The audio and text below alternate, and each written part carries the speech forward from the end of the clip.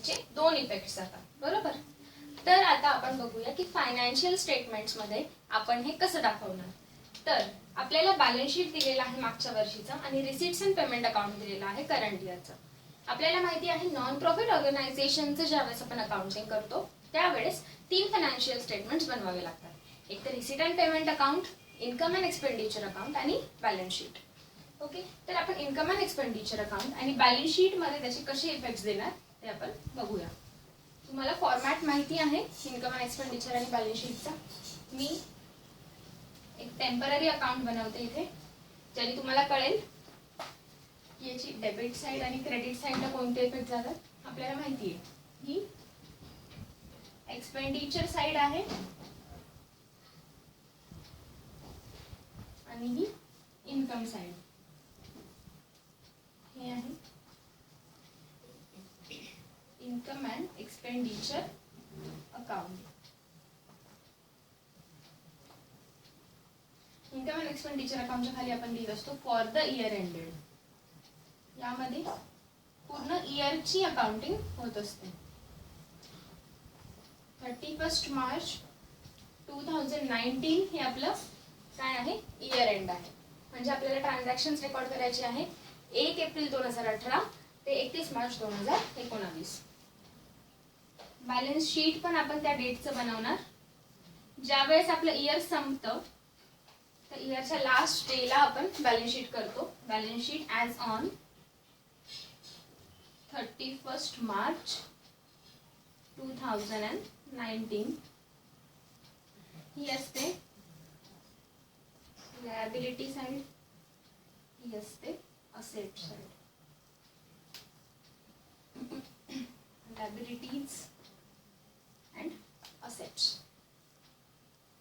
तर आता आपण बघूया की इथे 31 मार्च 2018 ला ऍसेट साइडला दिलेला आहे प्रीपेड सॅलरी. ही प्रीपेड सॅलरी कोणत्या वर्षीची आहे 18-19 जिचं आपण अकाउंटिंग करतोय आणि ती आहे 2000 रुपये. जर ही करंट इयरशी बिलॉंग करते तर आपल्या करंट इयरला जेवढा काही एक्सपेन्स झाला असेल सॅलरीचा आपण कोणत्या साईडला रेकॉर्ड करतो एक्सपेन्स साईडला, कारण सॅलरी ही बिझनेस पे करत असतो. तर त्या सॅलरीज मध्ये ही सॅलरी करंट इयर मध्ये ऍड करायची. ओके, हा इफेक्ट समजला. त्यानंतर रिसीट्स अँड पेमेंट्स अकाउंट जे आहे आपलं करंट इयरचा, त्या करंट इयरच्या पेमेंट साईडला आपल्याला सॅलरी दिसते. म्हणजे करंट इयरला सॅलरीचं पेमेंट किती झालं आहे करंट इयरचं 30,000 रुपये आणि 19-20 म्हणजे पुढच्या वर्षीचं आपण ऍडव्हान्स मध्ये किती पेमेंट केलंय 1,000.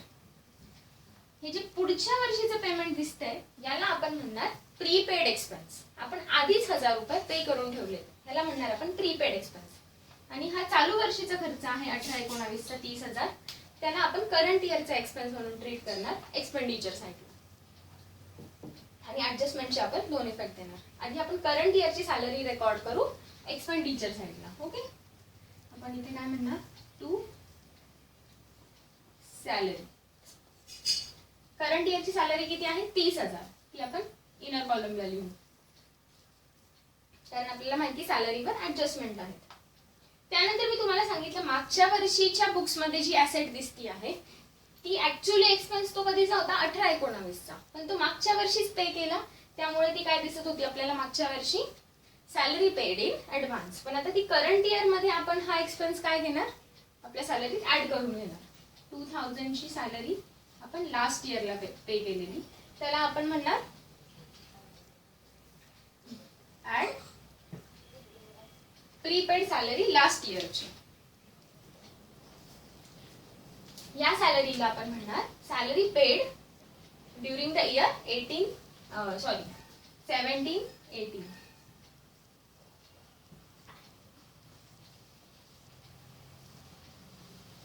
सॅलरी पेड ड्युरिंग 17-18 ला आपण ही 2000 सॅलरी पे केली, पण ती ऍक्च्युअली रिलेटेड कोणत्या इयरशी होती 18-19. ओके, हे झालं आपलं या लास्ट इयरच्या बॅलन्स शीट मधली ऍडजस्टमेंट. त्यानंतर आपल्याला 19-20 म्हणजे पुढच्या वर्षीची सॅलरी सुद्धा आपण ह्या इयर मध्ये पे केलेली आहे, बरोबर. तर ते जे 1000 रुपये आहेत ते काय आहेत ऍक्च्युअली पुढच्या वर्षीसाठी बिलॉंग करतात, पण ते आपण पे कधी केले करंट इयर मध्ये. म्हणजेच आपण ही सॅलरी प्रीपेड मध्ये दिली. जर तुम्ही माझ्याकडे एम्प्लॉई आहात आणि मी तुम्हाला ह्या वर्षीच पुढच्या वर्षीची पण सॅलरी तुमची ऍडव्हान्स मध्ये पे केली, तर तिला मी काय म्हणणार, प्रीपेड सॅलरी. ओके, पण ती करंट इयरशी बिलॉंग करत नाही. त्यामुळे आपण हिचा इफेक्ट काय करतो, ही करंट इयरची जी सॅलरी आहे त्यामधून आपण ती 1000 रुपीज मायनस करणार आणि ती दाखवणार ऍसेट साइडला. ओके, यामधून आपण म्हणणार लेस प्रीपेड सॅलरी 1000, ती लेस करणार आणि ती आपण दाखवणार ऍज अन ऍसेट. ओके, ऍसेटला म्हणायचं प्रीपेड सॅलरी रुपीज 1000 आउटरला. त्याच पद्धतीने आता आपण पुढे बघूया. Outstanding salary for current year was rupees 5500.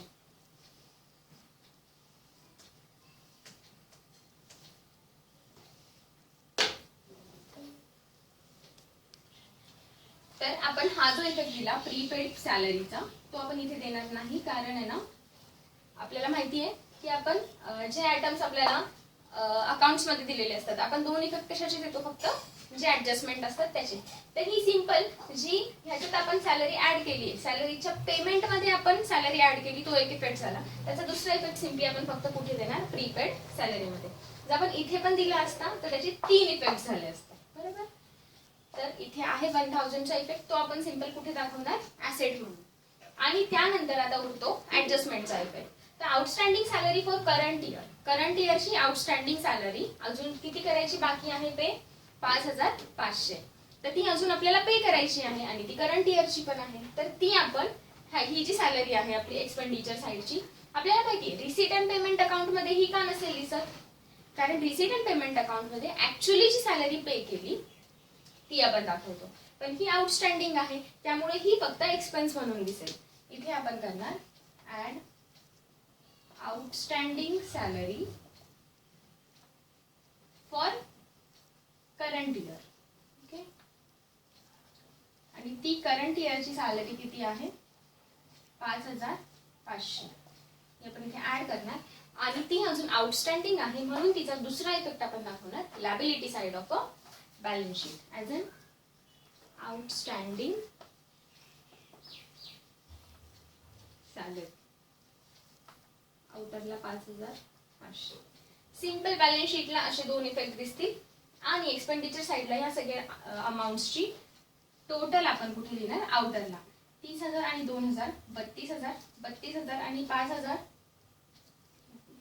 38,000 आणि 38,000 आणि 500, म्हणजे असे 38,500 आउटरला आपल्याला काय दिसेल, आपली टोटल करंट इयरचा सॅलरीचा एक्सपेन्स. या 38 मध्ये काय आहे, अजून पे करायची बाकी 5500. मागच्या वर्षीच आपण पे केलेली आहे सॅलरी ती 2,000 आणि 30,000. असा करंट इयरचे टोटल आपण सॅलरी किती पे केली, 38,500. राईट डाऊन दिस.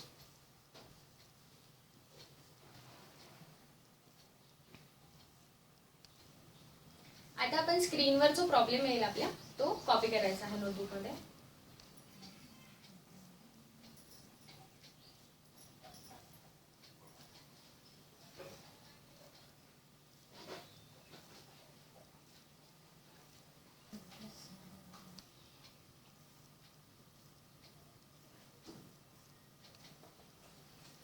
आता आपण जो स्क्रीनवर प्रॉब्लेम पाहिला तो सगळ्यांनी कॉपी करायचा आहे आणि आता आपण त्याचं सोल्युशन बघणार आहोत.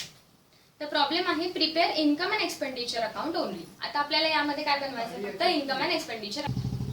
From the following receipts and payments account and adjustments given below, you are required to prepare income and expenditure account for the year ended 31st March 2020.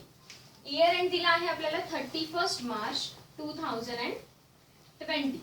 म्हणजे हे इयर सुरू कधी झालं असणार आहे, 1st एप्रिल 2019.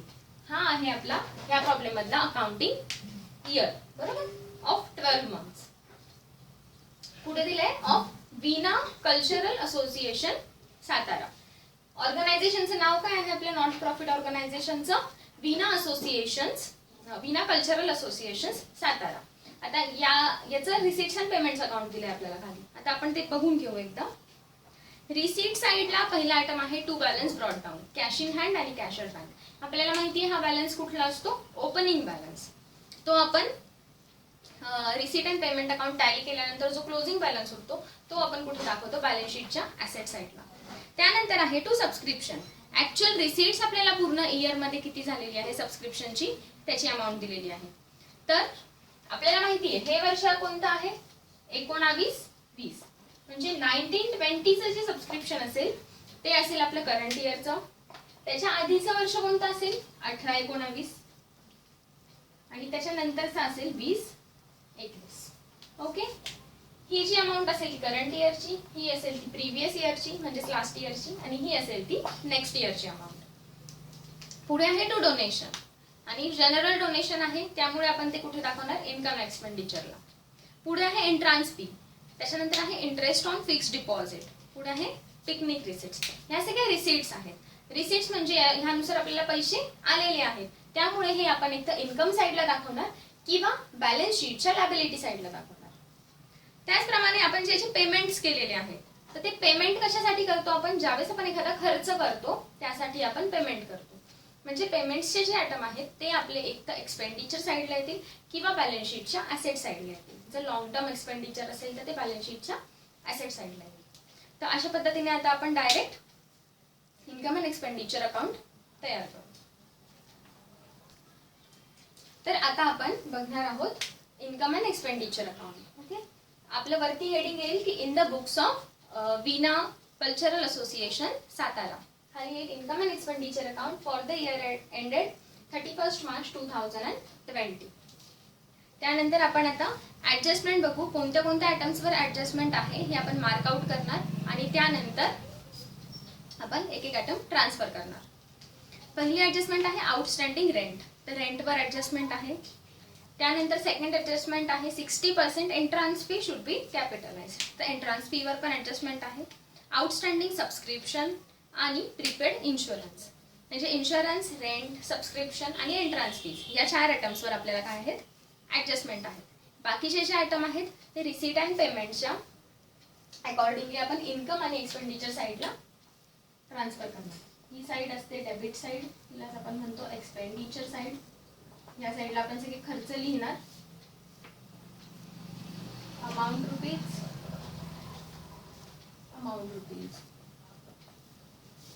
ही असते income side, credit side. Income साईडला आपल्याला जे जे रिसीट्स आले ते आपण इन्कम साईडला ट्रान्सफर करणार. Amount rupees.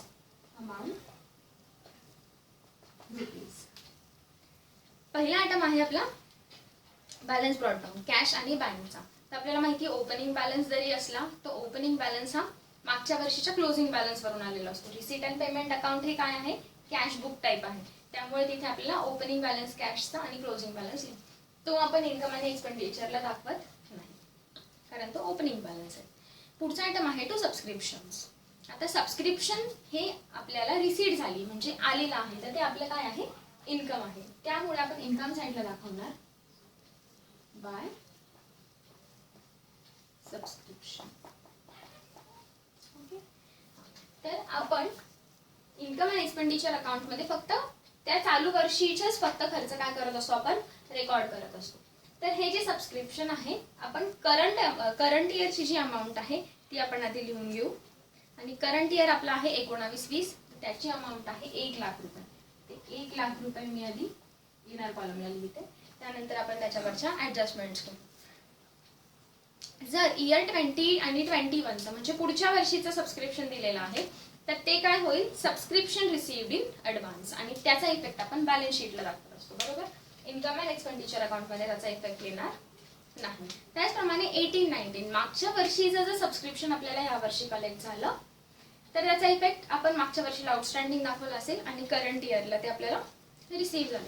त्याचा करंट इयरशी काही संबंध आहे का, नाही, त्याच्यामुळे ते पण आपण इथे दाखवणार नाही. त्यानंतर पुढचा एक्सपेन्स आहे आणि त्यानंतर आपल्याला माहिती सबस्क्रिप्शनवर अजून ऍडजस्टमेंट आहे, तर आपण इनर कॉलमला अमाऊंट लिहायची, खाली थोडं जागा सोडायची. पुढे आहे टू डोनेशन. जनरल डोनेशन आहे, मी सांगितलेलं जनरल जेवढे असतात इन्कम किंवा एक्सपेन्सेस ते आपण इन्कम एक्सपेंडिचरला दाखवतो, कारण जनरल म्हणजे ते जी ऑर्गनायझेशन असते ती तिच्या मनाप्रमाणे त्याचं डिस्ट्रीब्युशन करू शकते किंवा यूज करू शकते. म्हणजे आपण स्पेशल फंड किंवा स्पेशल म्हणून आपल्याला काहीतरी रिसीट होतं त्यावेळेस ते आपल्याला स्पेशली कुठे दाखवावं लागतं, ॲसेट्स अँड लायबिलिटीजला. ओके, तर जनरल डोनेशन आहे, इन्कम आहे म्हणून इन्कम साईडला आपण दाखवणार बाय डोनेशन. अजून थोडी जागा सोडू वर. Bye donation. डोनेशनची अमाऊंट आहे आपल्याला 25,000. त्याच्यावर ऍडजस्टमेंट नाहीये, डायरेक्ट आउटरला अमाऊंट लिहायची. पुढे आहे टू एंट्रान्स फीज, आणि आपण बघितलं एंट्रान्स फीज वर ऍडजस्टमेंट आहे, तर आपण एंट्रान्स फी थोड्या वेळ राहू देऊ. पुढे आहे to interest on fixed deposit. आता ही रिसीट आहे म्हणजे हे आपल्याला काय झालं असणार आहे, इन्कम झालं असणार आहे. इंटरेस्ट ऑन फिक्स्ड डिपॉझिट म्हणजे हा काय आहे, रिव्हेन्यू इन्कम आहे. तो पण आपण कुठे दाखवणार, इन्कम साइडला. Bye interest on fixed deposit. Amount आहे 4,800. पुढे आहे पिकनिक रिसीट्स. आपल्याला पिकनिक रिसीट मिळाली आहे, जनरल किंवा स्पेसिफिक मेन्शन नाही केलेलं, त्यामुळे आपण ती इन्कम साइडला घेऊन टाकू. Bye picnic receipt. अमाऊंट आहे 20,000. ही आपण ट्रान्सफर केली रिसीट साइड. रिसीट साइड आपण पूर्ण कुठे ट्रान्सफर केली, इन्कम साइडला, कारण आपल्याला रिसीट होत आहे, काहीतरी पैसे येत आहेत, तर ते काय असणार, आपलं इन्कम असणार. आता सेकंड आहे पेमेंट साइड. ज्यावेळेस आपण एखादा खर्च करतो त्यावेळेस आपल्याला पेमेंट करावं लागतं, त्यामुळे पेमेंट साइडचे जेवढे आयटम असतील ते आपण कुठे दाखवणार, एक्सपेंडिचर साइडला. पहिला आहे रेंट. आता रेंट मध्ये मागच्या वर्षीचा रेंट आहे 700 आणि चालू वर्षीचा आहे 54,300. तर आपण इथे फक्त करंट इयरचं रेकॉर्ड करणार 19-20चं बाय टू रेंट. आपल्याला माहिती आहे आपण इन्कम अँड एक्सपेंडिचर अकाउंट आणि रिसीट अँड पेमेंट अकाउंट मध्ये डेबिट साइड जी असते ती 2 नी शो करतो आणि क्रेडिट साइड ही बाय नी शो करतो. तर टू रेंट आपण करंट इयरचं लिहू फक्त 54,300. ओके, पुढे आहे बाय फिक्स्ड डिपॉझिट. आता जर फिक्स्ड डिपॉझिट करत आहोत आपण तर आपल्याला माहिती असतं fixed deposit is for long term, त्यामुळे फिक्स्ड डिपॉझिट आपण हे ऍसेट साइडला लिहित असतो, त्यामुळे ते इन्कम अँड एक्सपेंडिचर साइडला येणार नाही, हे लक्षात ठेवायचं. पुढचा आयटम आहे बाय सन्ड्री एक्सपेन्सेस. आता सन्ड्री एक्सपेन्सेस आहेत म्हणजे स्मॉल अमाऊंट मध्ये आहे, त्यामुळे ते आपण कुठे दाखवणार, एक्सपेंडिचर साइडला. टू रेंटवर ऍडजस्टमेंट आहे त्यामुळे खाली लाईन सोडून द्यायच्या आणि खाली लिहायचं टू सन्ड्री एक्सपेन्सेस. आणि सन्ड्री एक्सपेन्सेसची अमाऊंट आहे 8,000. ती डायरेक्टली आउटर कॉलम लिहायची कारण त्यावर ऍडजस्टमेंट नाहीये. पुढे आहे by printing and stationery, sorry by insurance. तर इन्शुरन्स काय आहे, रिव्हेन्यू एक्सपेन्स आहे, त्यामुळे तो आपण एक्सपेंडिचर साइडला लिहूया. To insurance. आपण बघितलेलं इन्शुरन्सवर काय होती, ऍडजस्टमेंट. तर इन्शुरन्सच्या खाली जागा सोडायची, इनर कॉलमला घ्यायचं 12,000. लक्षात घ्यायचं ज्याच्यावर ऍडजस्टमेंट आहे ते आयटम आपण त्याच्या खाली जागा सोडतोय थोडी ऍडजस्टमेंट लिहिण्यासाठी आणि अमाऊंट कुठे लिहितोय, इनर कॉलमला. पुढे आहे printing and stationery 6,000. To printing and stationery, त्याच्यावर ऍडजस्टमेंट नाहीये, ते आउटरला घेऊ आपण 6,000. पुढे आहे बाय पिकनिक एक्सपेन्सेस. पिकनिक साठी काही एक्सपेन्स केले आहेत ते पण आपण जनरल एक्सपेन्सेस ट्रीट करणार. टू पिकनिक एक्सपेन्सेस, त्याची अमाऊंट आहे 18,000. त्याच्यावर पण ऍडजस्टमेंट नाहीये, ती आउटर कॉलमला लिहूया. पुढे आहे सॅलरीज. सॅलरी आहे 20,000. सॅलरीवर ऍडजस्टमेंट होती का, नाही, सॅलरीवर पण ऍडजस्टमेंट नाहीये, त्यामुळे आपण सिम्पली सॅलरी हा रिव्हेन्यू एक्सपेन्स ट्रीट करतो आणि त्याची अमाऊंट घ्यायची इनर कॉलमला टू सॅलरीज आणि आउटरला अमाऊंट घ्यायची 20,000. पुढे आहे by travelling expenses 13,000. Travelling expenses पण हा वन टाइम एक्सपेन्स नाहीये, तो कंटिन्युअस होऊ शकतो, त्यामुळे तो पण आपण रिव्हेन्यू एक्सपेन्स ट्रीट करणार आणि एक्सपेंडिचर साईडला लिहिणार टू ट्रॅव्हलिंग एक्सपेन्सेस आणि अमाऊंट घ्यायची 13,000 आउटर कॉलमला. पुढे आहे बाय ऍडव्हर्टाइजमेंट आणि ऍडव्हर्टाइजमेंटचा खर्च कॉलम मध्ये दिला आहे 18-19. 18-19 ची रिसीट आपल्याला ह्या वर्षी मिळाली आहे, पण तो आपण एक्सपेन्स कधी केला असेल ॲज अन आउटस्टँडिंग त्याच वर्षी, त्यामुळे हे करंट इयरशी रिलेटेड आहे का नाही, तर तो आयटम आपण घेणार नाही. आणि पुढे क्लोजिंग बॅलन्स दिला आहे कॅशचा आणि बँकचा. आपल्याला माहिती आहे क्लोजिंग बॅलन्स कॅश आणि बँकचा आपण कुठे ट्रान्सफर करतो, ऍसेट साईडला, त्याच्यामुळे तो इन्कम अँड एक्सपेंडिचर मध्ये येणार नाही. आता आपण हे receipt and payment account transfer केलं इन्कम अँड एक्सपेंडिचर साईडला. तर आता आपण ऍडजस्टमेंट बघूया वन बाय वन. पहिली ऍडजस्टमेंट आहे outstanding rent for the current year was 7,000. चालू वर्षीचं 7,000 रुपयांचं रेंट अजून पे केलेलं नाही. आता रिसीट साईडला आपल्याला किती रेंट दिसलं, पेमेंट साईडला आपल्याला किती रेंट दिसलं, 54,300 जेवढं ऍक्च्युअल मध्ये पे केलं. पण अजून 7,000 रेंट असं आहे की जे पे केलेलं नाहीये, पण तो खर्च तर झाला आहे, त्यामुळे तो आपण एक्सपेंडिचर साईडला ह्या खर्चात काय करणार, ऍड करणार. Add outstanding rent. Outstanding rent मधून आपण 7,000 ऍड करणार, म्हणजे यांची टोटल होणार 61,300. आणि आपल्याला माहिती हे आउटस्टँडिंग रेंट पे करायचं बाकी आहे, त्यामुळे त्याचा दुसरा इफेक्ट आपण कुठे दाखवत असतो, बॅलन्स शीटच्या लायबिलिटी साईडला. तर सध्या आपण फक्त इन्कम अँड एक्सपेंडिचर अकाउंट बनवतोय, तर आपण काय केलं, रेंट दाखवलं आणि त्यामध्ये आउटस्टँडिंग रेंट ऍड केलं. पुढचा ऍडजस्टमेंट आहे 60% entrance fees should be capitalised. Okay, आता याचा अर्थ आपण लक्षात घेऊ. पहिली गोष्ट, एंट्रान्स फी आपल्याला मिळाली किती आहे, 15,000 पूर्ण वर्षांसाठी. इथे रफली इथे 15,000 एंट्रान्स फी मिळाली. त्यात आपल्याला ऍडजस्टमेंट मध्ये असं सांगितलं की 60% एंट्रान्स फी काय झालीये, कॅपिटलाइज. म्हणजे किती टक्के उरली, 40%. तर 40% काय आहे, कॅपिटलाइज नाहीये, म्हणजे ती कोणती ट्रीट करायची, ऍज अन रिव्हेन्यू इन्कम. आणि रिव्हेन्यू इन्कम आपण कुठे दाखवतो, इन्कम अँड एक्सपेंडिचरच्या इन्कम साईडला. ओके, त्यामुळे आपण काय करणार, ह्या 15,000 मधून 60% जी कॅपिटलाइज करायला लावलेली अमाऊंट ती आपण लायबिलिटी साईडला दाखवणार आणि जी 40% अमाऊंट आहे ती इन्कम अँड एक्सपेंडिचरला दाखवणार. सिम्पली आपण याची 40% कॅल्क्युलेट करू.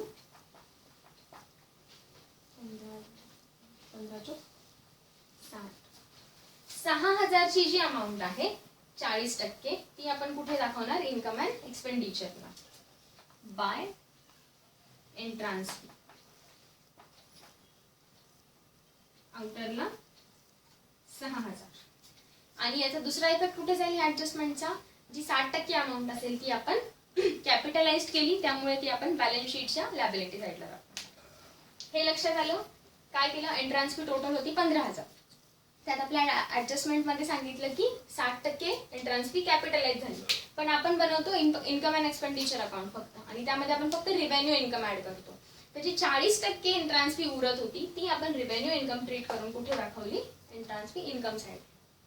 पुढचा आयटम आहे, पुढची ऍडजस्टमेंट आहे outstanding subscription for the current year was 20,000. तर आता आपण बघूया की करंट इयरचं जे आउटस्टँडिंग सबस्क्रिप्शन आहे, जे मिळायचं बाकी आहे ते 20,000 आहे. तर आपल्याला माहिती आहे हे जे आउटस्टँडिंग एक्सपेन्सेस किंवा इन्कम असतात ते आपण काय करतो, ओरिजिनल इन्कम्स मध्ये किंवा एक्सपेन्स मध्ये ऍड करतो. तर हे जे करंट इयरचं आउटस्टँडिंग आहे ते आपण इथे इन्कम मध्ये ऍड करणार. Add outstanding subscription for current year. किती आहे ते, 20,000. हे 20,000 आपण सिम्पली याच्यात ऍड करू, बरोबर. आणि हे जर आउटस्टँडिंग अजून मिळायचं बाकी आहे, तर जसं आपण जे एक्सपेन्स पे करायचे बाकी असतात ते लायबिलिटी म्हणून दाखवतो, त्याचप्रमाणे जे इन्कम यायचे बाकी असतात ते आपण ऍसेट साईडला दाखवतो. याचा दुसरा इफेक्ट तिकडे जाईल. आणि सिम्पली आपण फक्त इन्कम अँड एक्सपेंडिचर अकाउंट बनवलं म्हणून ह्या इन्कम मध्ये आपण हे 20,000 काय केले, ऍड केले. आता जी आउटरला अमाऊंट येईल 1,20,000 ती काय असेल, पूर्ण करंट इयरचं जेवढं सबस्क्रिप्शन आहे ते, जेवढं बाकी आहे मिळायचं ते आणि जेवढं मिळालं ते मिळून. पुढची ऍडजस्टमेंट आहे प्रीपेड इन्शुरन्स ₹1,000. 1,000 रुपयांचा इन्शुरन्स जो आहे तो आपण प्रीपेड म्हणजे नेक्स्ट इयरचा आधीच पे करून ठेवला आहे इन ऍडव्हान्स. तर आपण बघितलं की इन्शुरन्सची अमाऊंट किती आहे 12,000, पण प्रीपेड इन्शुरन्स किती आहे 1,000. म्हणजे ह्या 12,000मध्ये 1,000 रुपये पुढच्या वर्षीचे आहेत, तर ते आपण काय करायचे, लेस करायचे. लेस प्रीपेड इन्शुरन्स ₹1,000 म्हणजे आउटरला किती दिसतील 11,000. 12,000 मधून 1,000 गेले, राहिले 11,000.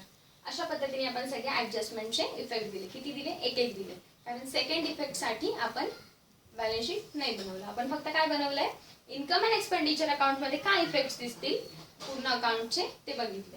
त्यानंतर आता आपण काय करणार, simply income and expenditure account tally करणार आणि बघणार की सरप्लस येतं की डेफिसिट. जसं आपण प्रॉफिट अँड लॉस अकाउंट बनवायचो त्यामध्ये फाइंड आउट करायचो की नेट प्रॉफिट आहे की नेट लॉस, त्याचप्रमाणे इन्कम अँड एक्सपेंडिचर अकाउंट मध्ये आपल्याला काय समजतं, सरप्लस झाला आहे की डेफिसिट. तर आपण आता ते कॅल्क्युलेट करू.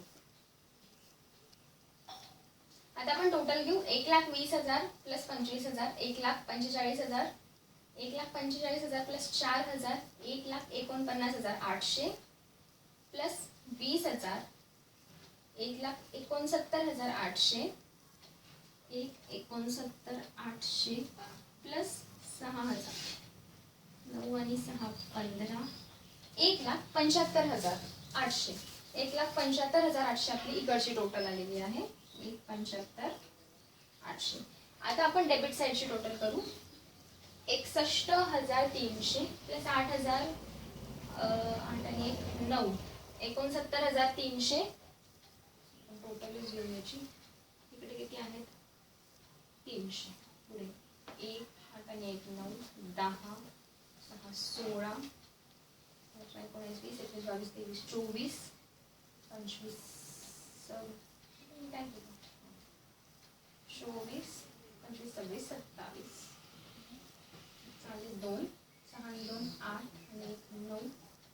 डेबिट साइडची टोटल येईल आपली 1,37,300 आणि जर आपण 1,75,800 मधून 1,37,300 मायनस केले तर आपल्याला 38,500 हा डिफरन्स मिळतो. तर 1,75,800 क्रेडिट साइड आपली काय आहे, जास्ती आहे. त्याचं क्रेडिट साइड म्हणजे इन्कम साइड जास्ती असेल आणि एक्सपेंडिचर साइड कमी असेल तर आपल्याला काय होईल, सरप्लस. ओके, कारण का, तर प्रॉफिट इन्कम जास्ती आहे, एक्सपेन्स कमी आहे, सरप्लस होईल.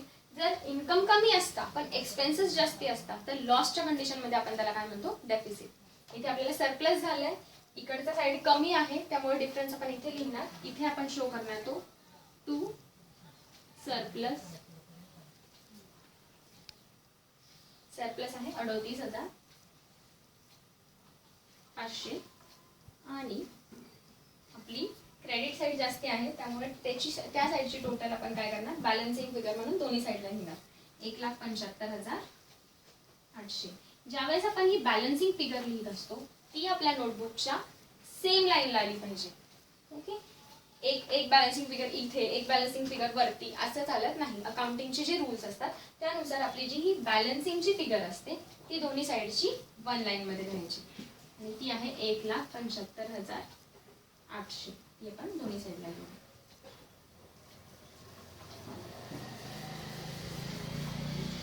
राईट ऑन दिस.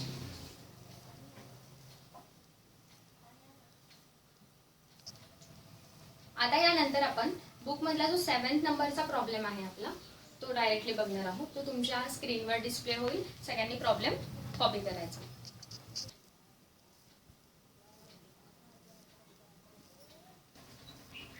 आता आपण बघणार आहोत प्रॉब्लेम नंबर 7, ज्यामध्ये दिले आहे की from the following receipts and payments account and additional information prepare income and expenditure account for the year ended 31 March 2019 and balance sheet as on that डेट. ॲज ऑन दॅट डेटचा मिनिंग असतो की ज्या वर्षी तुमचं फायनान्शियल इयर संपतं आहे ॲट द इयर एंड त्या वर्षी त्या डेटचं तुम्हाला काय बनवायचं असतं, बॅलन्स शीट. म्हणून आपण ज्या वेळेस इन्कम अँड एक्सपेंडिचर अकाउंट बनवतो त्यावेळेस आपलं हेडिंग असतं income and expenditure account for the year ended. हे इयर कधी संपतं आहे आपलं 31 मार्च 2019. आणि त्यामुळे ह्याच डेटचा आपण काय बनवणार बॅलन्स शीट. त्यामुळे आपण बॅलन्स शीटची हेडिंग नेहमी देतो balance sheet as on 31 March 2019. तर हे बनवलं आपण इन्कम अँड एक्सपेंडिचर अकाउंट आणि बॅलन्स शीट. आपल्याला माहिती आहे प्रो फॉर्मा कसा असतो. इन्कम अँड एक्सपेंडिचर अकाउंट मध्ये डेबिट साइड असते expenditure amount rupees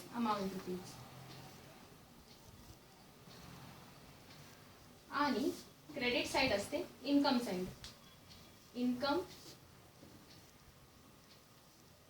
amount rupees.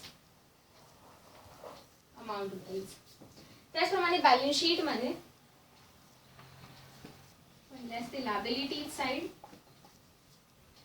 आणि इकडे असते ॲसेट साइड. अमाऊंटचे इनर कॉलम आणि आउटर कॉलम. आता आपण बघूया income and expenditure side receipt and payment side. आपल्याला दिलेलं काय आहे रिसीट्स अँड पेमेंट्स अकाउंट. तर आपण आधी रिसीट साइड बघूया. रिसीट साइडला आपल्याला दिलं आहे to balance brought down. Brought down आहे म्हणजे कोणता बॅलन्स ओपनिंग बॅलन्स. आपल्याला माहिती आहे जो आपण मागच्या वर्षीचा उचलून ह्या वर्षी ओपनिंग घेतला त्याला म्हणतो आपण टू बॅलन्स ब्रॉड डाऊन. आणि ज्यावेळेस आपण क्लोजिंग बॅलन्स दाखवतो तो आपण दाखवतो as an carried down CD BD and CD. तर रिसीट अँड पेमेंट अकाउंट मध्ये जर ओपनिंग बॅलन्स असेल तर तो कशाचा असतो कॅशचा. हे नेहमी लक्षात ठेवायचं. Cash receipts and cash payments आपण कुठे दाखवतो रिसीट अँड पेमेंट अकाउंटला. त्यामुळे हा जो ओपनिंग बॅलन्स आहे तो कुठला आहे कॅशचा. त्यानंतर आहे तो माहिती आपल्याला कुठे दाखवतो ओपनिंग बॅलन्स आपण कुठे शो करत नाही. पण रिसीट अँड पेमेंट अकाउंट ज्यावेळेस आपण क्लोज करतो आणि त्याचा जो क्लोजिंग बॅलन्स उरतो तो कॅशचा क्लोजिंग बॅलन्स त्या इयरचा आपण कुठे दाखवतो बॅलन्स शीटच्या ॲसेट साइडला. त्यानंतर पुढे रिसीट आहे की टू सबस्क्रिप्शन आपण कुठे दाखवतो इन्कम साइडला. ओके ती रिसीट मिळाली म्हणून ती आपण शो करतो इन्कम साइडला. डोनेशन रिव्हेन्यू दिला आहे. आपल्याला माहिती आहे इन्कम अँड एक्सपेंडिचर अकाउंट मध्ये आपण कोणते एक्सपेन्स आणि इन्कम शो करतो रिव्हेन्यू टाइपचे. त्यामुळे धडधडीत रिव्हेन्यू दिलेला आहे त्यामुळे आपण ते इन्कमला दाखवून देणार. एंट्रन्स फीज आपल्याला बघावं लागेल ऍडजस्टमेंट आहे की नाही. इंटरेस्ट मिळाला इन्कम आहे. त्यानंतर आता आपण पेमेंट काय काय केलं ते बघा. पहिले पेमेंट केलं आपण सॅलरीचं त्यामुळे सॅलरी आपण दाखवणार एक्सपेंडिचर साइडला. Printing and stationery expenditure side. Commission expense rent expense electricity charges expense. Furniture हा एक्सपेन्स असतो ज्यावेळेस आपण फर्निचर परचेस करतो. आता इथे दिले पेमेंट फॉर व्हॉट फर्निचर. त्यामुळे फर्निचर बिझनेस मध्ये आलं तर हा फर्निचर एक्सपेन्स जरी असला तरी तो त्याचा बेनिफिट आपल्याला लॉंग टर्म साठी मिळणार आहे. त्यामुळे ती आपण काय करतो ॲज अन ॲसेट रेकॉर्ड करतो. ओके त्याचप्रमाणे पुढे आहे ऍडजस्टमेंट्स. आउटस्टँडिंग रेंटवर ऍडजस्टमेंट आहे. सबस्क्रिप्शनवर ऍडजस्टमेंट आहे. फर्निचरवर डेप्रिसिएशन चार्ज करायचं आहे. एंट्रन्स फीज दिलेली आहे आपल्याला त्याच्यावर पण ऍडजस्टमेंट आहे. आणि आपल्याला कॅपिटल फंड दिला आहे बरोबर. तर आपल्याला माहिती आहे आपण जनरली बिझनेस बॅलन्स शीटच्या लायबिलिटी साइडला पहिला आयटम शो करत असतो कोणत्या पण बिझनेसचं कॅपिटल. त्यांच्या मेंबर्सनी किंवा त्या बिझनेसच्या एंटरप्रेनरनी उद्योजकाने जे सुरुवातीला इन्व्हेस्टमेंट केलं आहे ॲज अ कॅपिटल ते आपण बॅलन्स शीटच्या लायबिलिटी साइडला शो करतो. ज्यावेळेस नॉन प्रॉफिट ऑर्गनायझेशन मध्ये त्यांचे मेंबर्स काही फंड कलेक्ट करतात त्याला काय म्हटलं जातं कॅपिटल फंड. आणि तो पण आपण लायबिलिटी साइडला पहिला आयटम शो करतो कॅपिटल फंड. त्यामुळे कॅपिटल फंडची ऍडजस्टमेंट असणार आहे तो आपण कुठे शो करणार बॅलन्स शीटच्या लायबिलिटी साइडला. तर आता आपण वन बाय वन पोस्टिंग करू. तर रिसीट साइडचा आपला पहिला आयटम आहे सबस्क्रिप्शन. ओके तर ते सबस्क्रिप्शन जे आहे ते आपण इन्कम म्हणून दाखवणार इन्कम साइडला बाय सबस्क्रिप्शन. करंट इयरचं सबस्क्रिप्शन किती कलेक्ट झालं आहे 5000. पण सबस्क्रिप्शनवर अजून ऍडजस्टमेंट आहे त्यामुळे आपण इनर कॉलमला अमाऊंट लिहू. पुढे आहे डोनेशन आणि कंसात दिला आहे रिव्हेन्यू. तर रिव्हेन्यू टाईपची इन्कम कुठे टाईप हे करतो आपण ट्रान्सफर इन्कम अँड एक्सपेंडिचर. म्हणून ह्या खाली थोडीशी जागा सोडून आपण लिहूया बाय डोनेशन. डोनेशनवर ऍडजस्टमेंट नाहीये. 5,000 जी अमाऊंट आहे ती डायरेक्ट आपण द्यायची आउटर कॉलमला. पुढे आहे एंट्रान्स फी आणि एंट्रान्स फीजवर ऍडजस्टमेंट आहे तर ती आपण नंतर करू. आणि त्यानंतर रिसीट साईडला सुद्धा आपल्याला काय दिला आहे इंटरेस्ट. ओके, तर तो इंटरेस्ट आपण कुठे दाखवणार इन्कम साईडला. ओके, रिसीट म्हणजे आपल्याला इंटरेस्ट मिळालेला आहे तो आपला काय झाला इन्कम, म्हणून आपण इथे दाखवणार बाय इंटरेस्ट आणि अमाऊंट आहे 1,000. ओके, त्यानंतर आता आपण ट्रान्सफर करूया आपली पेमेंट साईड. आपण ज्या गोष्टींसाठी पेमेंट करतो ते असतात एक्सपेन्सेस. तर आपण काय काय एक्सपेन्स केले ते बघू. पहिले आहे बाय सॅलरीज. सॅलरी हा आपला एक्सपेंडिचर आहे तर तो आपण दाखवणार एक्सपेंडिचर साईडला टू सॅलरीज. To salaries. सॅलरीची अमाऊंट आहे 4,000. त्याच्यावर कुठलीही ऍडजस्टमेंट नाही. आपण डायरेक्ट आउटर कॉलमला अमाऊंट लिहू 4,000. पुढे आहे प्रिंटिंग अँड स्टेशनरी. तर प्रिंटिंग अँड स्टेशनरी एक्सपेन्स आहे त्यामुळे आपण एक्सपेंडिचर साईडला दाखवणार टू प्रिंटिंग अँड स्टेशनरी.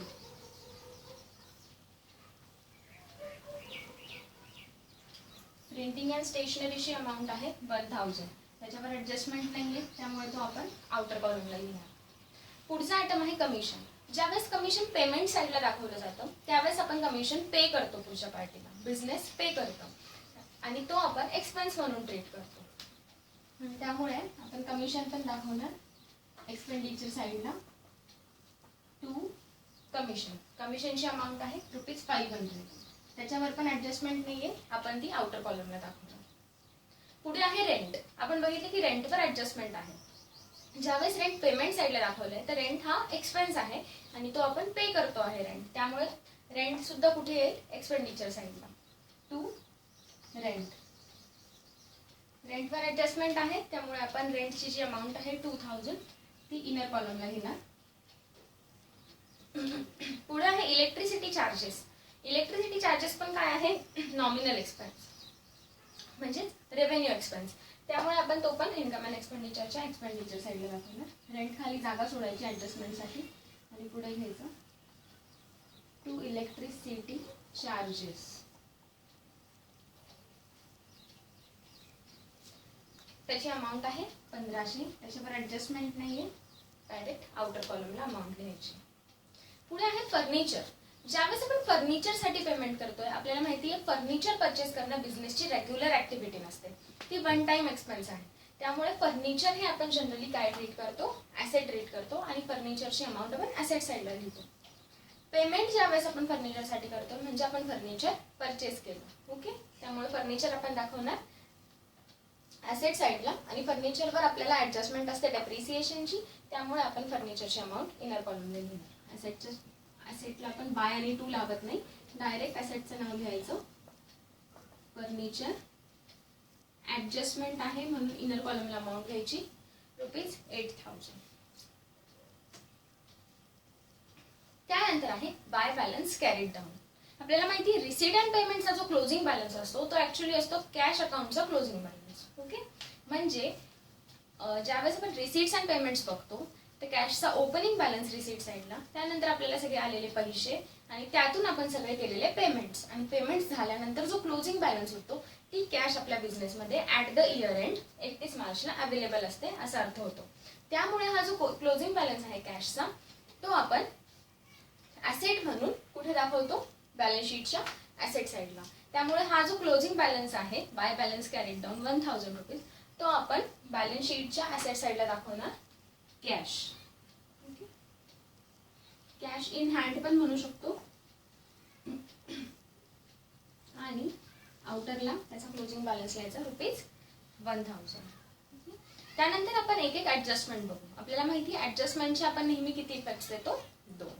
तर पहिली ऍडजस्टमेंट आहे आउटस्टँडिंग रेंट वॉज 200. आता इथे कोणत्या इयरचं आहे काय ते आपल्याला दिलेलं नाही. त्यामुळे आपण कन्सिडर करणार की करंट इयरचंच रेंट काही पे करायचं बाकी आहे. तर किती आहे ते 200. आपल्याला माहिती आहे ज्यावेळेस आउटस्टँडिंग एक्सपेन्सेस असतात, पेड करायचे बाकी असतात, त्यावेळेस आपण ते पर्टिक्युलर एक्सपेन्समध्ये आधी ॲड करतो. त्यांनी काय दिसतं की आउटरला टोटल करंट इयरचे रेंट किती आहे ते दिसेल. पेड केलेलं 2000 आणि अजून बाकी असलेलं 200, असं 2200 पूर्ण वर्षाचा रेंट आपल्याला दिसेल. आणि त्याचा दुसरा इफेक्ट जो असतो आउटस्टँडिंग रेंटचा, ते आपल्याला रेंट पे करायचं अजून बाकी आहे, त्यामुळे ते आपण दाखवतो liability side of a balance sheet.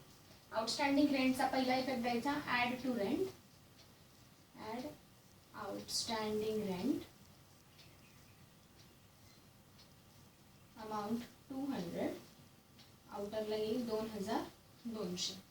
आणि त्याचा दुसरा इफेक्ट आपण दाखवणार ह्या 200 रुपयांचा लायबिलिटी साईडला. आता आपल्याला माहिती आहे बॅलन्स शीटच्या लायबिलिटीला आपण पहिले काय लिहित असतो, कॅपिटल. त्यामुळे कॅपिटल आणि नॉन प्रॉफिट ऑर्गनायझेशन मध्ये काय असतं, कॅपिटल फंड. त्यामुळे त्यासाठी आपण जागा सोडणार.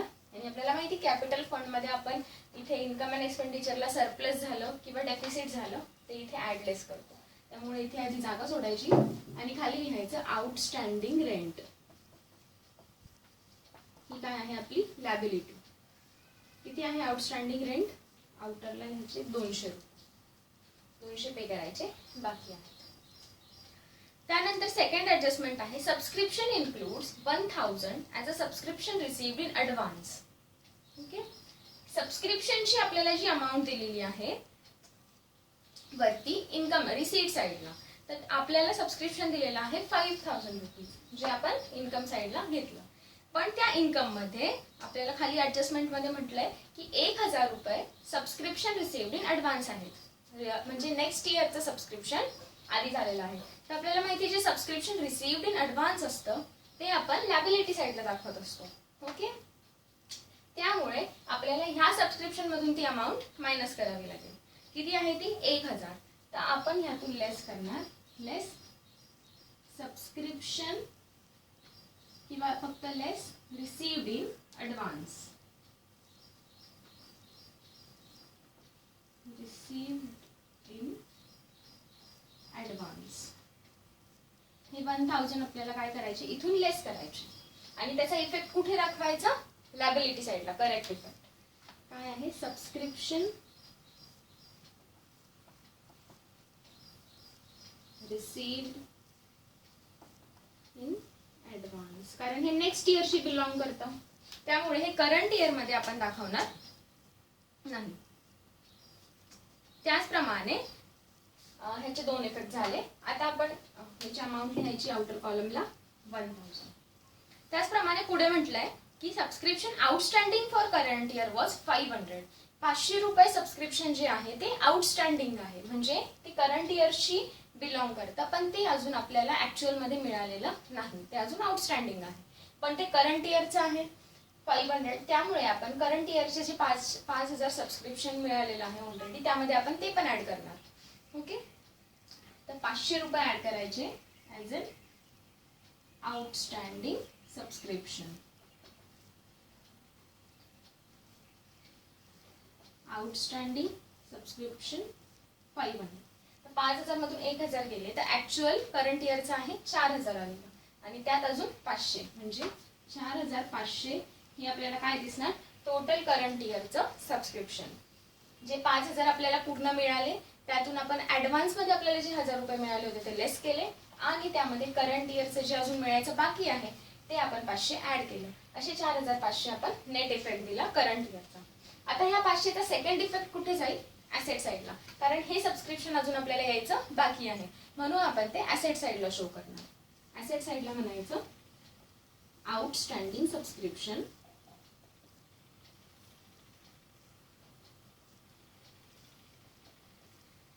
Rupees 500 outer column. पुढची ऍडजस्टमेंट आहे depreciate furniture at the rate 8% per annum. आपल्याला माहिती आहे ज्यावेळेस आपण ॲसेटवर डेप्रिसिएशन चार्ज करतो कुठल्या पण, त्यावेळेस त्या ॲसेटची व्हॅल्यू काय होत असते, कमी होत असते. आणि डेप्रिसिएशन आपण बिझनेसचा एक्सपेन्स म्हणून एक्सपेंडिचर साईडला सुद्धा ट्रीट करतो. पण आपल्याला इथे डेप्रिसिएशनचा रेट दिलेला आहे 8%. तर 8% आधी आपल्याला फर्निचरवर डेप्रिसिएशन चार्ज करावं लागेल. तर आपण इथे लिहिणार लेस आपल्याला माहिती डेप्रिसिएशन आपण काय करतो, जी अमाऊंट येते ती त्या ऍसेट मधून लेस करतो, म्हणून इथे म्हणायचं लेस डेप्रिसिएशन @8%.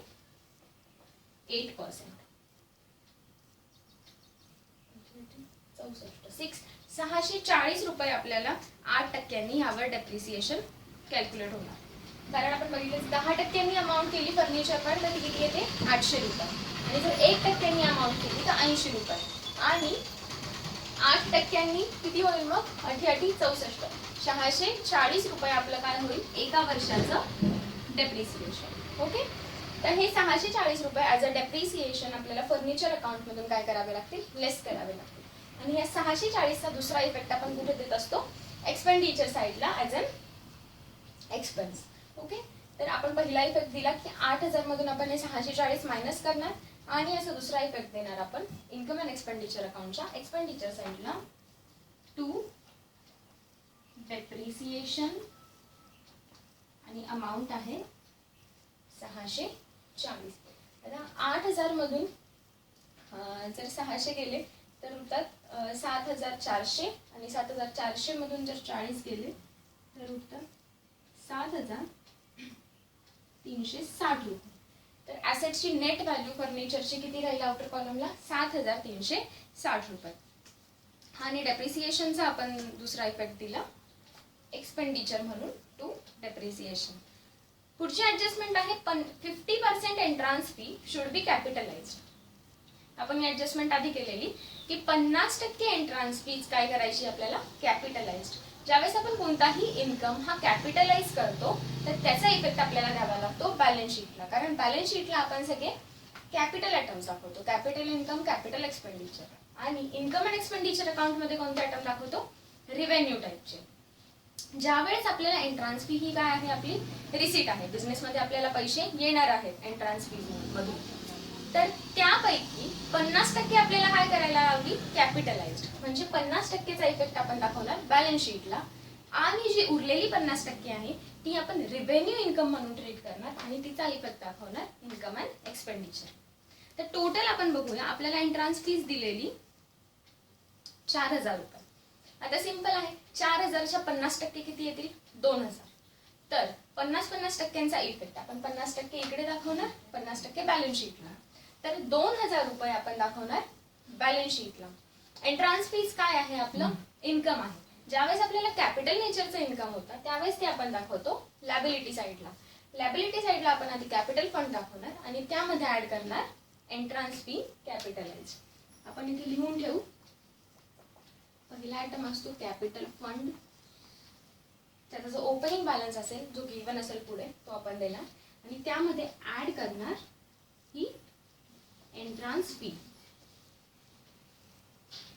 एंट्रान्स फीज तिला आपण म्हणणार कॅपिटलाइज्ड. 50% कॅपिटलाइज केली आपण. 4000चे 50% होतात 2000. हे आपण इथे ऍड करणार आणि उरलेल्या 2000चा इफेक्ट आपण त्याला रिव्हेन्यू इन्कम ट्रीट करणार आणि ते दाखवणार इन्कम साइडला बाय एंट्रान्स फीज. आउटरला लिहायचे 2000. त्यानंतर लास्ट ऍडजस्टमेंट आहे आपली capital fund. Capital fund was 3000. तर आपल्याला सगळ्यांना माहिती आहे कॅपिटल फंड हे नॉन प्रॉफिट ऑर्गनायझेशनचं काय असतं कॅपिटल, ते आपण दाखवतो बॅलन्स शीटच्या लॅबिलिटी साईडला. पहिला आयटम कॅपिटल फंड. तर कॅपिटल फंड आपल्याला दिलेला आहे किती 3000. डायरेक्टली त्याचा सिंगल इफेक्ट द्यायचा लॅबिलिटी साईडला 3000. त्यामध्ये आपण ऍड केलेली आहे जी कॅपिटलाइज करायला लावलेली 50% एंट्रान्स फी ती. आता त्यानंतर अजून आपण याच्यात काय ऍड करतो, जर इन्कम अँड एक्सपेंडिचर अकाउंटला सरप्लस झालं तर ते ऍड करतो, जर डेफिसिट झालं तर ते आपण काय करतो लेस करतो त्याच्यात. त्यामुळे आता इथपर्यंत आपण सगळं पोस्टिंग केलं. आता आपण काय करणार income and expenditure account tally करणार. आधी आपण इन्कम साइडची टोटल घेऊ. इन्कम साइडची टोटल किती येते 4000 आणि 5000 9000 10000 12500. 12500 टोटल आली इन्कम साइडची. आता एक्सपेंडिचर साइडची आपण टोटल घेऊ. 4 आणि 1 5000 6,000, 7,000, 8,000, 9,000, 9,840. इन्कम साईडची टोटल जास्ती आहे, एक्सपेंडिचर साईडची टोटल कमी आहे. म्हणजेच इन्कम जास्ती झाला आहे, एक्सपेन्स कमी आहे. म्हणजे जो उरेल तो काय असेल आपला प्रॉफिट. प्रॉफिटला आपण इथे काय म्हणतो सरप्लस. आणि ते आपण दाखवणार एक्सपेंडिचर साईडला, कारण ही साईड कमी आली तर डिफरन्स इथे येईल, त्याला आपण दाखवणार टू सरप्लस. तर आता ह्या 12,500 मधून 9,840 गेले तर पहिले तर उरतात 0, 10 4 गेले 6, 14 8 गेले 6, 11 9 गेले 2. 2,660 हा आपलं काय येईल सरप्लस. आणि बॅलन्सिंग फिगर आपण दोन्ही साईडला कोणती लिहिणार, इन्कम साईडची, कारण इन्कम साईडची टोटल जास्ती आहे. तर 12,500 आपण दोन्ही साईडला आधी टोटल लिहायची आउटर कॉलमला सेम लाईन मध्ये.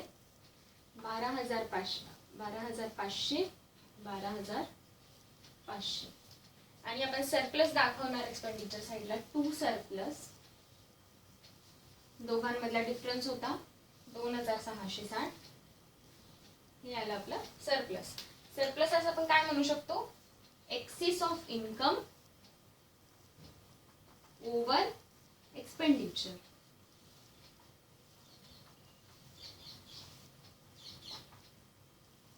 ओव्हर एक्सपेंडिचर म्हणजेच इन्कम जास्ती आहे कशापेक्षा, एक्सपेंडिचर पेक्षा. तर हे झालं आपलं income and expenditure account tally. त्यामध्ये कळलं की आपल्याला काय झालं आहे सरप्लस. जर सरप्लस असेल तर तो आपण कॅपिटल फंड मध्ये काय करतो, ऍड करतो. तर इथे पुढे म्हणायचं ऍड सरप्लस आहे किती 2,660. आणि आता कॅपिटल फंडची नेट अमाऊंट हे ऍड करून आपण आउटर कॉलमला लिहिणार. 3,000 प्लस 2,000 5,000, 6,000, 7,000, 7,660 आउटर कॉलमला. आणि आता आपण काय करणार, बॅलन्स शीट टॅली करणार. आता बॅलन्स शीट मध्ये लॅबिलिटी साईडची आणि असेट साईडची टोटल सेम आली पाहिजे. ओके, यामध्ये काहीच ऍडजस्टमेंट नसते. आपण जसे इफेक्ट्स देतो दोन ऍडजस्टमेंटचे, त्यानुसार ते काय होतं ऑफ टॅली होतं आणि तर कळतं की आपला प्रॉब्लेम करेक्ट आहे. आता आपण सिम्पली बॅलन्स शीटची टोटल घेऊ. ऍसेट साईडची टोटल किती येईल, 7 आणि 1 8,000 आणि 8,860. ह्याची किती टोटल येईल, 7,000 आणि 1,000 8,000 आणि 6 आणि 2 8,000. याची पण येईल 8,800. टोटल तुम्ही पण करून बघायची आणि प्रॉब्लेम कॉपी करायचा.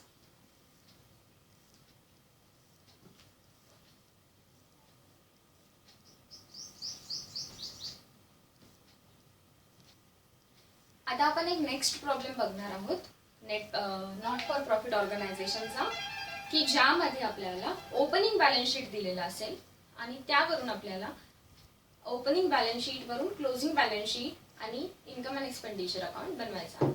तर प्रॉब्लेम स्क्रीनवर दिसेल, तो सगळ्यांनी कॉपी करायचा.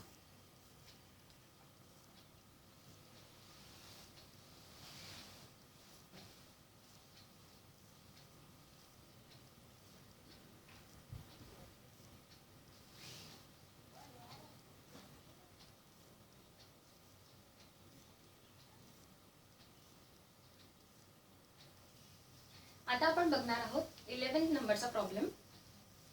Following is the balance sheet on 1st April 2019 and receipts and payments account of the Dayanand Library, Ambajogli. You are required to prepare income and expenditure account of the year ended 31st March 2020 and balance sheet as on that date. आपल्याला balance sheet दिलेला आहे आणि त्याचं year दिलेलं आहे as on 31st March 2019 आणि आपल्याला accounts बनवायला लावलेले आहेत for the year ended 31st March 2020. Okay, आपल्याला ह्या इयर एंडचे फायनान्शियल स्टेटमेंट बनवायचे आहेत. म्हणजे आपलं फायनान्शियल इयर काय असेल ज्याच्यासाठी आपण ट्रान्झॅक्शन बघू, ते असेल 1 एप्रिल 2019 ते 31 मार्च 2020. आणि आपल्याला प्रॉब्लेम मध्ये पहिले बॅलन्स शीट कोणत्या इयरचे गिवन आहे, 31st March 2019. म्हणजेच हे मागच्या वर्षीचं बॅलन्स शीट आपल्याला दिलेलं आहे आणि त्याचबरोबर आपल्याला करंट इयरचं काय दिलं आहे, रिसीट अँड पेमेंट अकाउंट. मागच्या वर्षीचं बॅलन्स शीट का दिलं असेल तर त्याचे जे बॅलन्सेस असतील ते आपल्याला ह्या वर्षीच्या अकाउंटिंगमध्ये ओपनिंग बॅलन्स म्हणून घ्यायचे आहे. मागच्या वर्षीचे जे क्लोजिंग बॅलन्सेस असतात बॅलन्स शीट मधले ते नेहमी पुढच्या वर्षीचे काय बनतात, ओपनिंग बॅलन्स. म्हणून आपल्याला 31 मार्च 2019चं जे बॅलन्स शीट दिलेलं आहे मागच्या वर्षीचं त्याच्यातले बॅलन्स आपण हे अकाउंट्स बनवताना, या वर्षीचे अकाउंट्स बनवताना ओपनिंग बॅलन्स म्हणून वापरणार. ओके, तर आपण आता वन बाय वन एकदा बॅलन्स शीट बघू. मागच्या वर्षीच्या बॅलन्स शीट मध्ये लायबिलिटीज काय काय आहेत. पहिले आहे कॅपिटल फंड. आता हा कॅपिटल फंड मागच्या वर्षीचा सरप्लस वगैरे ऍड होऊन आलेला असेल, त्यामुळे हा कॅपिटल फंड आपण ओपनिंग बॅलन्स शीटचा कॅपिटल फंडचा ओपनिंग बॅलन्स म्हणून लिहिणार आणि त्याच्यात करंट इयरचं हे सरप्लस डेफिसिट काय येईल ते ऍडलेस करणार. तर कॅपिटल फंडचा बॅलन्स आहे ओपनिंग. त्यानंतर सबस्क्रिप्शन रिसिव्ड इन ऍडव्हान्स आहे. त्यानंतर आहे आउटस्टँडिंग एक्सपेन्सेस. आता मागच्या वर्षीचं जे सबस्क्रिप्शन रिसिव्ड इन ऍडव्हान्स असेल, मागच्या वर्षी ऍडव्हान्स मध्ये पे केलं ते कोणत्या इयरचं असेल, या वर्षीचं. मागच्या वर्षी ऍसेट लायबिलिटी साईडला दिसतंय की सबस्क्रिप्शन रिसिव्ड इन ऍडव्हान्स. मागच्या वर्षी जर ते ऍडव्हान्स मध्ये आलंय तर ते कोणत्या वर्षीचं असेल, पुढच्या वर्षीच मागच्या वर्षी ऍडव्हान्स मध्ये आलं असेल. त्यामुळे ते जे ऍडव्हान्स सबस्क्रिप्शन आहे ते करंट इयरचं ऍक्च्युअल सबस्क्रिप्शन त्या इयरचं आपण ट्रीट करणार. पुढे आहे आउटस्टँडिंग एक्सपेन्सेस. ओके, जे पे करायचे बाकी आहे ते पे केले की नाही आपण ते ऍडजस्टमेंट मध्ये खाली बघू. ऍसेट साईडला आपल्याला दिलेलं आहे फर्निचरची क्लोजिंग व्हॅल्यू, ती बनेल ह्या वर्षीची ओपनिंग. फर्निचर काय आहे, ऍसेट. बुक्स, आता लायब्ररीचं आपण अकाउंटिंग करणार आहे. नॉन प्रॉफिट ऑर्गनायझेशनचं नेचर काय आहे, लायब्ररी. त्या लायब्ररीचे मधले जे बुक्स असतील ते बिझनेस साठी काय आहे, त्या ऍसेट आहे, बरोबर. त्यामुळे हे बुक्स कुठे येतील, ऍसेट साईडला. पुढे आहे stock of a postage and postage stamps. आता हे स्टॉक मध्ये जर परचेस करत असतील, लायब्ररी आहे त्यामुळे, तर तिथे आपण त्याचा स्टॉक कन्सिडर करणार आणि त्याचा पण आपण opening and closing balance consider करणार.